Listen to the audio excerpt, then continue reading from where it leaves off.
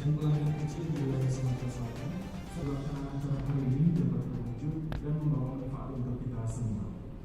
Kami mewakili panitia sekali lagi mengapresiasi dan mengucapkan terima kasih atas kehadiran dan partisipasi seluruh tamu undangan dalam acara ini. Baik yang sudah hadir secara keseluruhan maupun Harga seperti apa Pak? Harga gas itu. Itu kan ada rincian harga gas itu yang gas kita macam kita kan ada SP2J. Jadi itu kan sudah diatur untuk yang koordinasi kepada semua bupati, wali kota di 8 kabupaten di Sumsel supaya pemanfaatan jaringan gas ini bisa dimaksimalkan di bumi Sriwijaya.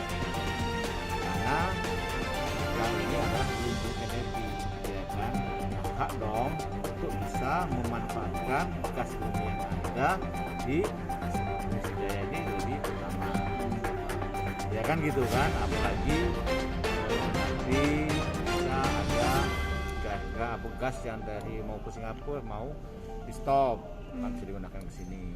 Kemudian juga dari 8 kabupaten kota tadi yang sudah mendapatkan gas ternyata dari 127.075 sambungan di rumah yang sudah dipasang pakai APBN itu ada 28.334 sambungan di rumah belum terutilisasi. Bahasa yang sederhananya terbengkalai.